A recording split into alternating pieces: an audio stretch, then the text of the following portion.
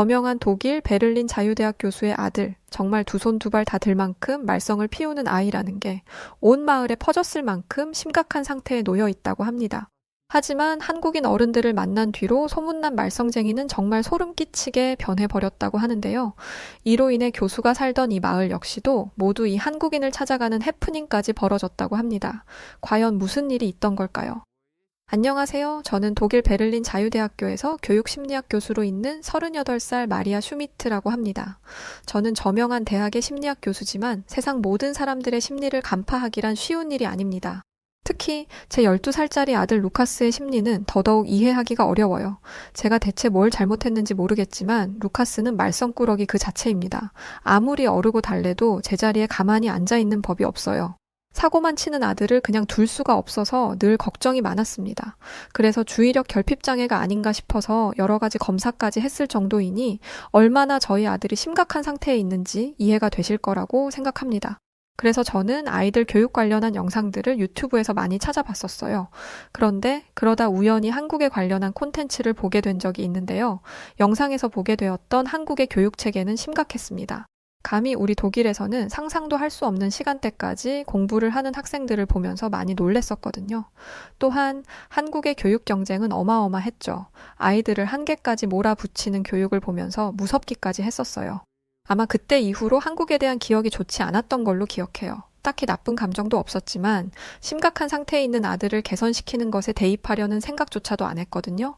이때까지만 해도 그랬습니다. 하지만 지금 저의 머릿속에 한국은 그야말로 은인과도 같은 국가로 자리 잡아 있어요. 정말 파란만장했던 일들이 있었습니다. 지금 독일에는 한국의 붐이 일고 있어요. 물론 어느 유럽국들도 마찬가지겠지만 요즘 온몸에 소름이 돋을 만큼 실감하고 있답니다. 한국을 오해했던 시절에 저는 저희 아들 루카스를 두고 내 자식이지만 정말 너무 어렵다라고 생각했을 정도로 아들에 대한 고민이 매우 컸었어요. 혹시 저와 남편이 루카스를 오냐오냐 키운 것처럼 생각할 수 있는데요. 이 부분에 있어서는 정말 억울합니다. 저는 단 한 번도 루카스를 오냐오냐 키우지 않았어요. 밥을 먹지 않는다고 떼를 쓰면 그 자리에서 밥을 치우고 주지 않습니다. 한 번 말한 것은 꼭 지키고 쉽게 말을 바꾸지도 않고요. 그러나 루카스는 제가 강하게 나가면 나갈수록 더욱 엇나가는 모습을 보여주었고 학교에서 쫓겨날 위기에 처하기까지 했습니다. 이유는 루카스가 다른 아이들에게 시비를 걸고 때로는 폭력적인 행동을 보이기까지 했기 때문이었죠. 제 얼굴에 침 뱉는 것 같아서 말하기 부끄럽지만 제 아들 루카스는 선생님께 욕설을 하다 걸리거나 어른들에게 무례한 태도를 보이기도 했습니다. 솔직히 제 아들이지만 학교에서 쫓겨난다고 해도 할 말 없어요. 그런데 그래도 엄마인지라 루카스를 포기하고 싶지 않더라고요. 고작 12살밖에 안 된 루카스에게도 기회는 있을 거라고 생각했죠. 그런데 한국은 어떤지 모르겠지만 독일은 이런 부분에 있어서 가차 없습니다. 딱 한 학기만 지켜보고 행동이 개선되지 않으면 다른 학교를 구해야 할 거라는 학교의 통보를 받았거든요. 그래도 다행인 것은 이 통보를 받았을 때가 여름방학의 시작점이었다는 것이었습니다. 저와 남편 토마스는 머리를 맞대고 어떻게 이 천둥벌거숭이 같은 아들을 개과천선하게 할 수 있을지 고민하기 시작했어요. 그러던 어느 날 남편이 좋은 생각이 났다면서 한 팜플렛을 들고 오더라고요. 그건 다름 아닌 가라테 도장의 모집 팜플렛이었습니다. 팜플렛을 보는데 혹할 만한 내용이 굉장히 많았어요. 가라테를 수련해야 하는 이유라고 해서 자제력 향상, 집중력 강화, 자신감 향상, 왕따 및 폭력 예방 등의 온갖 장점들이 나열되어 있었거든요. 그런데 그 중에서도 제 눈길을 확 끌어당긴 건 말썽꾸러기 아이들의 문제 행동 한 달 안에 교정해 드립니다. 라는 멘트였습니다. 이걸 봤는데 어떻게 등록을 안 할 수 있겠어요? 저는 남편 토마스에게 당장 루카스를 이곳에 보내자고 말했고 루카스도 의외로 이곳에 가는 걸 썩 방해하더라고요. 저희 부부는 잘 됐다 생각하며 다음 주 월요일이 박는 대로 도장에 가기로 했습니다. 그런데 루카스를 가라테 도장에 보내기로 결심한 바로 다음 날 저와 친하게 지내는 이웃 주민인 한나가 자기 아들이 태권도를 배우기로 했다고 말하더라고요. 저는 한나에게 태권도보다는 가라테가 훨씬 훌륭한 운동인 것 같다고 말했습니다. 태권도에 대해서 잘 아냐라는 질문에는 딱히 할 말이 없었어요. 왜냐하면 가라테가 훨씬 훌륭한 운동일 거다라는 제 말에는 한국을 별로 좋아하지 않는 제 생각이 은연중에 깔려 있었거든요. 그러나 제 말에도 그럴 만한 근거가 있었습니다. 한국의 교육에 관한 다큐멘터리를 본 적이 있는데 한국 학생들에게 한국은 정말 지옥 그 자체였어. 아이들을 극심한 교육 경쟁으로 몰아넣고 아이들을 한계까지 몰아붙이는 교육을 하지. 한국이 똑똑한 나라인 건 사실이지만 이런 식으로 아이들을 몰아붙여서 얻은 지식이 과연 의미가 있는 걸까? 네, 맞습니다. 제가 사연 초반에 말씀드렸던 부분이었어요. 유튜브에서 한국 교육열에 대한 영상을 봤던 것이 분명 제 머릿속에 영향이 있었습니다. 하지만 저의 이웃 주민 한나는 대체 그게 태권도랑 무슨 상관이냐라는 표정으로 저를 보더라고요. 저는 답답한 마음에 가슴을 쾅쾅 치면서 답답한 마음을 말했습니다. 태권도장에 보내는 것도 교육의 일종이잖아. 학교에서 책만 보는 게 교육은 아니라는 의미야. 너는 너의 아들이 태권도장에서 뭘 배우고 올지 걱정되지도 않는 거야. 그러자 한나는 제가 별걸 다 걱정한다는 듯이 저를 안심시키려는 듯 말했어요. 마리아, 왜 그렇게 태권도를 못마땅하게 생각하는 거야?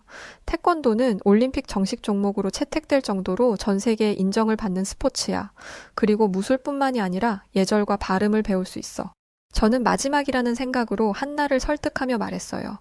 글쎄다. 나는 우리 아들 루카스를 가라테 도장으로 보내기로 했어. 가라테도 올림픽 정식 종목으로 알고 있는데? 그런데 한나가 굉장히 깜짝 놀라면서 황당하다는 듯 말을 하더라고요. 뭐? 무슨 말이야? 마리아, 가라테는 올림픽 정식 종목이 아니야. 말도 안 돼.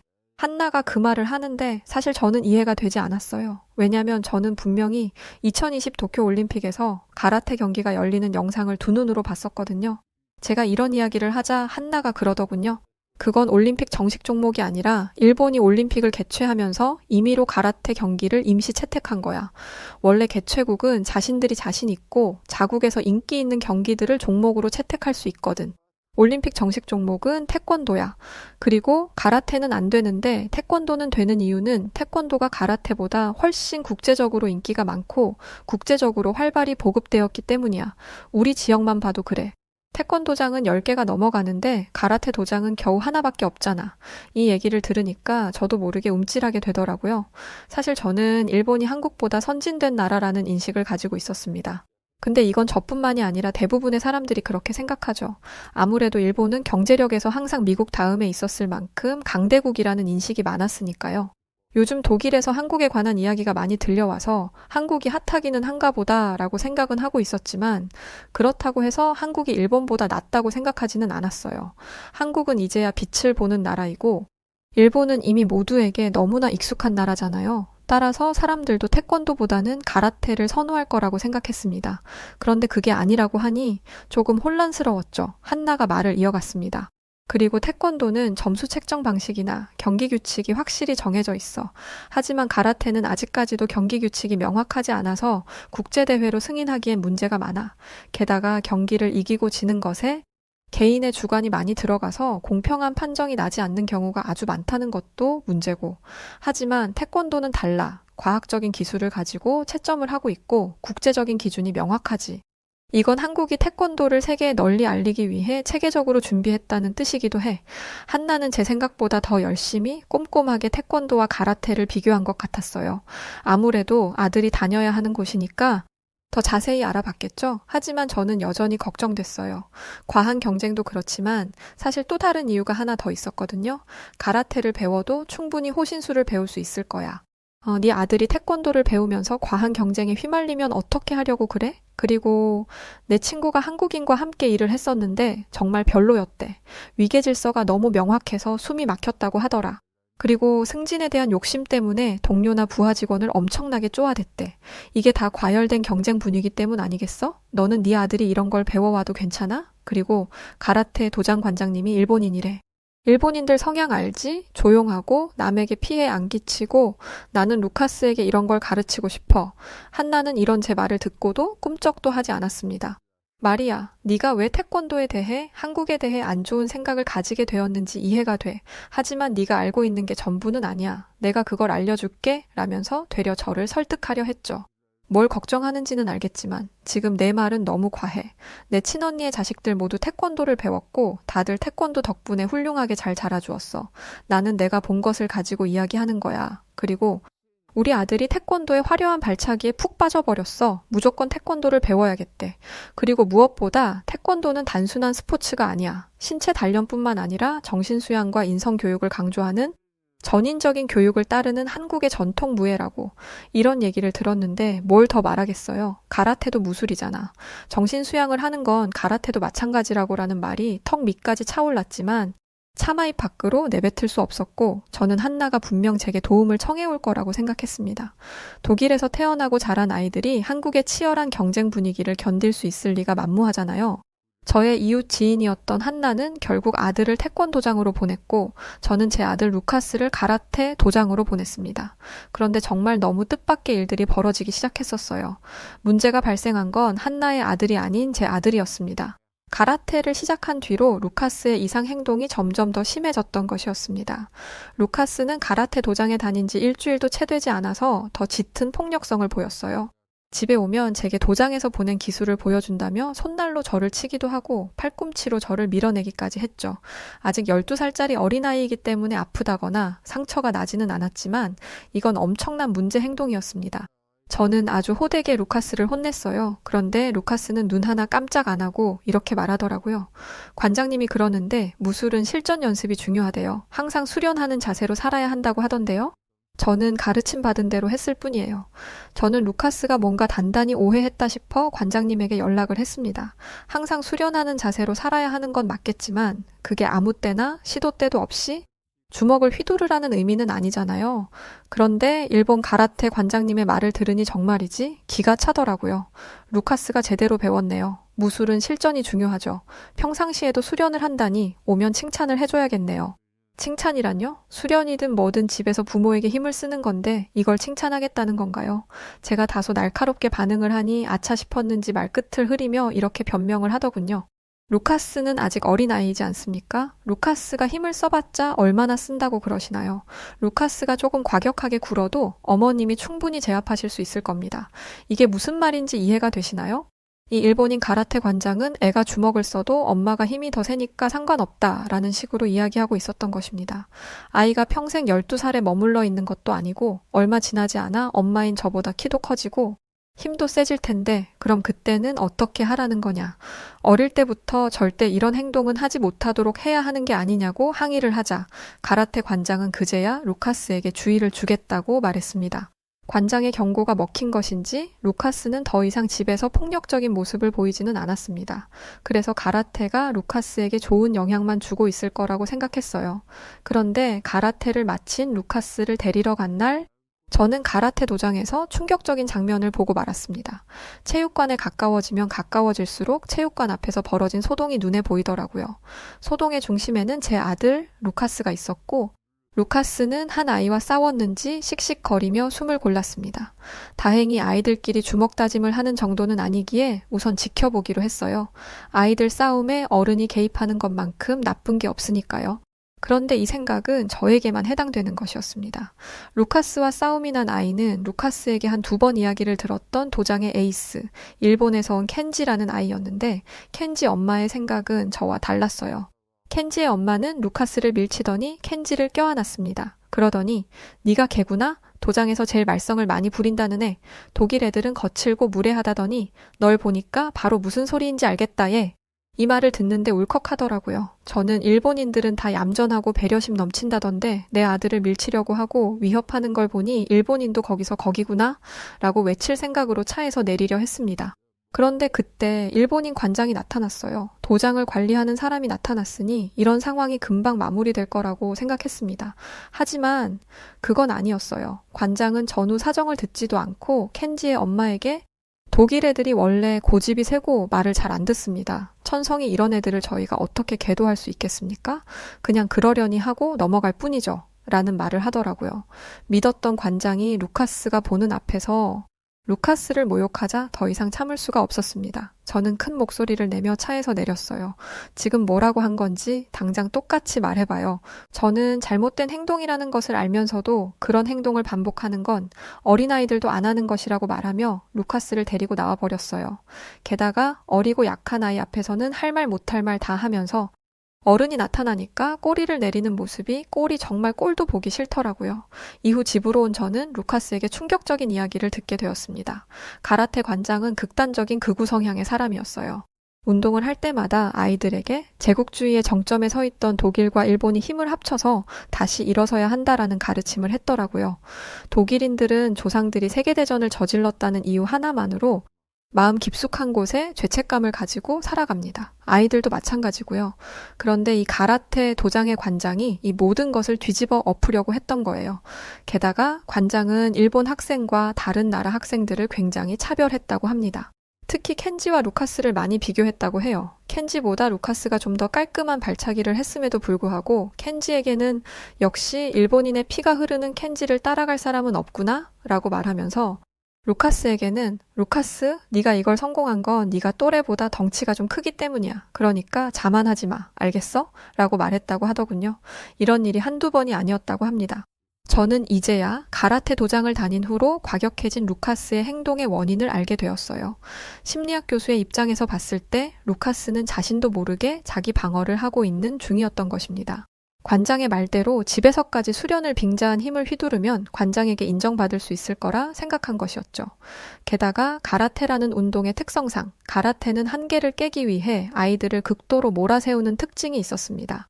게다가 그 한계라는 것도 별 그지 같은, 아니 의미 없는 것들이었어요. 기합만으로 상대를 제압할 수 있어야 한다면서 관장님 마음에 드는 소리를 낼 때까지 소리만 지르게 했었대요. 루카스는 1시간 내내 소리를 질렀는데 저보다 작게 소리를 낸 켄지는 기합이 듣기 좋다는 이유로 금방 집으로 돌아갔다더라고요. 가라테 도장에 다닌 이후 악에 바친 행동만 하던 루카스가 눈물을 뚝뚝 흘리며 이런 말을 하는데 저 스스로가 원망스럽더라고요. 루카스가 왜 도장에 다녀오면 목이 쉬어 있는지를 알게 된 저는 심란한 마음으로 멍하니 집 앞에 앉아 있었습니다.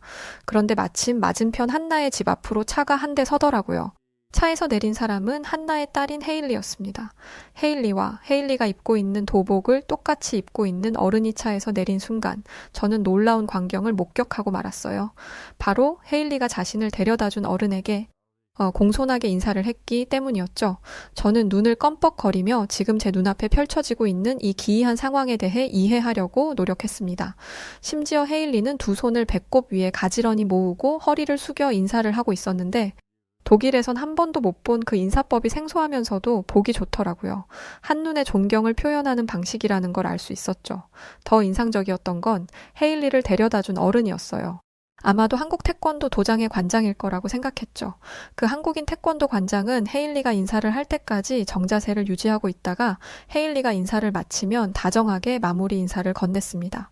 아이가 인사하는 것을 당연하게 여기지 않고 상호 존중하는 태도를 보여줬던 거죠. 순간 일본 가라테 도장에서 루카스가 당했던 취급이 떠올랐어요. 가라테 관장은 루카스를 무시하고 깔보고 괴롭히기까지 했는데 헤일리를 가르치는 것으로 보이는 한국의 태권도 관장님은 전혀 그런 모습이 아니었습니다. 저는 그 즉시 헤일리의 집 앞으로 뛰어갔어요. 그리고 한국인 태권도 관장님에게 우리 루카스를 보내도 되겠냐고 물었죠. 안녕하세요. 저희 아이가 많이 말썽을 부려요. 최근 가라테 도장에서 운동을 했었는데 그때 뭔가를 잘못 배웠는지 최근 들어 공격성이 더 심해졌고요. 태권도장에 가면 다른 아이들과 문제를 일으킬까봐 걱정이네요. 그런데 혹시 저희 아들 루카스도 태권도장에 보내볼 수 있을까요? 솔직히 이 말까지 했으니 루카스를 가르치는 건 좀 어려울 것 같다고 말할 줄 알았습니다. 믿져야 본전이라고 생각하며 물어본 거였거든요. 그런데 정말 놀랍게도 태권도 관장님은 잠시 고민하는 듯 하더니 아이 이름이 루카스라고 했죠. 내일 저희 도장으로 데려오시겠어요? 제가 도움을 드릴 수 있을 것 같네요. 라고 아주 자신감 있게 말씀하셨습니다. 믿었던 가라테 도장에서 뒤통수를 시원하게 맞은 참이라 두렵고 떨리는 마음이 들었지만 말괄량이 헤일리가 변화된 모습을 생각하며 루카스의 손을 잡고 태권도장으로 향했습니다. 루카스도 가라테 도장에서의 경험 때문에 두려웠는지 안 가겠다고 고집을 부렸지만 딱 3번만 가보라는 제 설득에 억지로 발을 옮겼습니다. 태권도장에 도착한 순간 저는 확신했어요. 여기라면 우리 루카스를 바꿀 수 있다라고 말이죠. 태권도장의 분위기는 제가 생각했던 것과 전혀 달랐습니다. 저는 한국의 교육열이 너무 뜨겁다고 들었다 보니 태권도장도 매우 엄숙할 것이라고 생각했어요. 감히 잡담 같은 건 하지도 못할 거라 생각했죠. 그런데 태권도장에서는 아이들과 선생님이 화기애애하게 대화를 하기도 하고 놀이를 하기도 했습니다. 그런데 그렇게 놀다가도 수업에 들어가면 장난꾸러기처럼 뛰어다니던 아이들이 자기 자리에 똑바로 서서 진지하게 수업을 듣더라고요. 게다가 그 순간이 되면 친구처럼 놀아주던 선생님들도 카리스마를 장착한 채 아이들에게 태권도를 가르쳤습니다. 저는 수업을 참관하면서 태권도 특유의 절도 있는 동작에 놀라웠어요.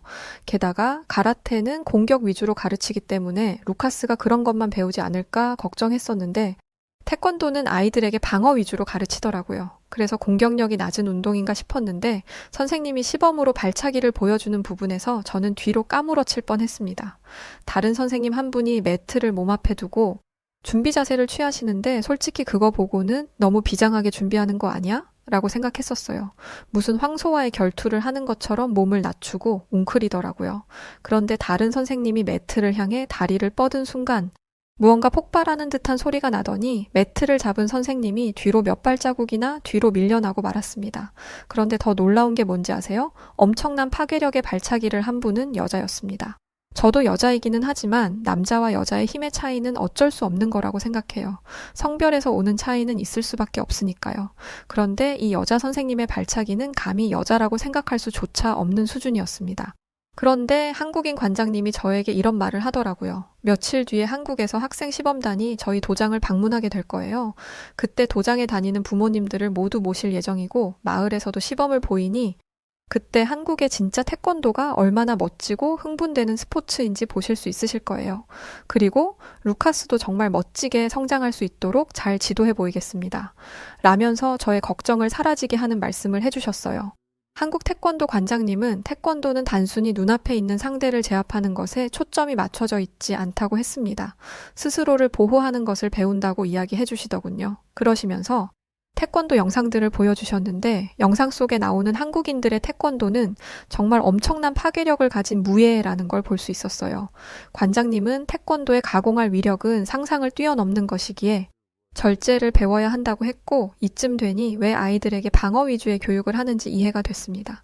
그런데 태권도는 내가 때리면 너무 세니까 막는 걸 가르친다라는 아주 1차원적인 교육 이념을 가지고 있지 않았습니다. 태권도는 존중과 자기 절제를 중요한 미덕으로 여기고 있었어요. 상대를 존중하기 때문에 함부로 힘을 휘두르지 않는 것이고 자기 절제를 통해 분노를 가라앉힐 수 있는 것이죠. 자신에게 주어진 힘을 마구 휘두르는 것이 아니라 필요한 곳에 사용할 줄 안다는 게 얼마나 멋있나요? 저는 이것이야말로 아이들이 배워야 하는 교육이라고 생각했습니다. 저는 관장님에게 제가 그동안 한국을 어떻게 생각했는지 말씀드렸어요. 사실 한국의 교육열이 워낙 뜨겁다고 들어서 태권도도 그렇게 엄하게 가르칠까봐 걱정되었다고 말이죠. 그러자 관장님은 한국의 과거 이야기를 들려주시면서 한국이 교육에 관심을 갖게 된 이유에 대해 알려주셨습니다. 전쟁 이후 아무것도 남지 않은 폐허 속에서 새로운 문명을 꽃피우기 위해 한국인들이 선택한 건 교육이었더라고요. 자원도 없는 나라가 단기간에 성장할 수 있었던 건 모두 교육과 사람에 대한 투자 덕분이라고 했습니다. 그리고 지금 현 시대를 살아가는 50대, 60대 어른들이 몸을 갈면서까지 나라를 재건하며 자신들의 교육은 포기했을지언정 내 아이들에게만큼은 올바른 지식들을 가르치겠다는 사명감이 지금의 대한민국, 세계에서 손꼽히는 경제대국으로 성장하는 밑거름이 되었다고 말씀해 주셨어요. 그 50대, 60대 이상의 어른들 희생이 없었다면 이제 30대 후반인 자신이 있지 못했을 거라면서 말이죠. 저는 그제야 한국을 이해할 수 있게 되었어요. 또 한국의 경제 수준이 높아지면서 이젠 한국에 있는 아이들도 공부에만 매달리는 게 아니라 다양한 진로를 찾아가고 있다고 하더라고요. 저는 한국에 대해 제대로 알지도 못하면서 괜한 고집을 부리는 바람에 루카스를 가라테, 도장 같은 곳에 보냈다는 죄책감을 가지게 되었습니다. 루카스는 제 생각보다 더욱 잘 적응했어요.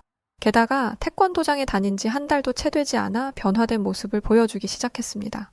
헤일리가 보여줬던 예의 바른 인사는 당연하고 어른이 먼저 숟가락을 들지 않으면 밥을 먹지도 않더라고요.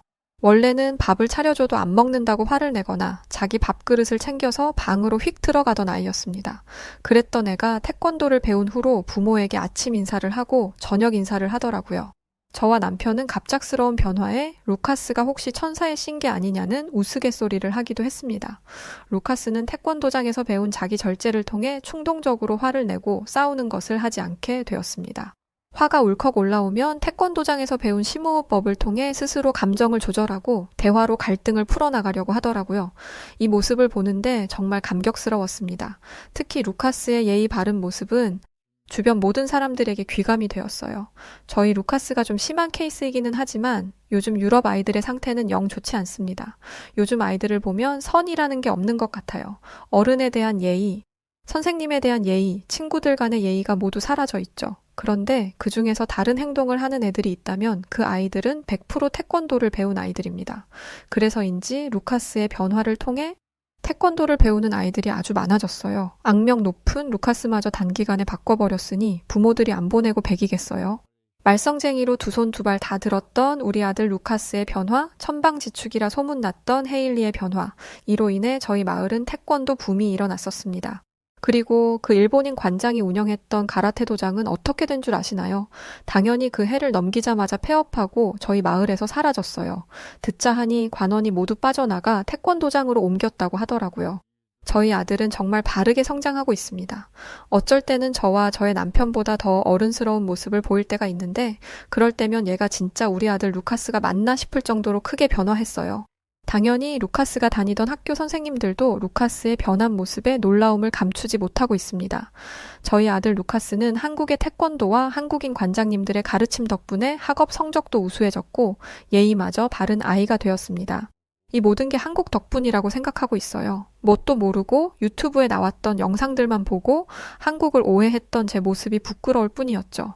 한국에 대한 이 고마움을 어떻게 표현할까 고민하다가 이렇게 사연을 보내게 되었어요. 다시 한번 한국의 태권도에 대한 우수함을 알게 되어서 기쁩니다. 그리고 저희 아들을 정말 사람 만들어준 한국인 태권도 관장님 외 지도진 분들께 진심으로 감사하다는 인사 드리고 싶습니다. 한국인 여러분들 존경합니다. 네, 오늘 사연 여기까지입니다. 제가 알아보니 한국에서 태권도 라이센스는 해외에서 엄청나다고 해요. 실제로 당시에 시범을 왔던 한국인 아이들이 해외에서 명예시민증까지 받았다고 하더라고요. 이렇게 우리 대한민국의 고유 전통 무술들이 세계에서 명성을 떨치고 있다고 하니까 굉장히 뿌듯하고 기쁘네요. 자, 오늘 사연 어떠셨나요? 사연이 즐거우셨다면 구독, 좋아요 부탁드리고요. 그럼 지금까지 저는 사연을 전달해드린 여우튜브 송은지였습니다. 더 좋은 영상으로 찾아뵐게요. 영상 끝까지 시청해주셔서 고맙습니다. 그리고 우리 구독자 여러분들 모두 사랑하고 감사합니다. 당신만의 여우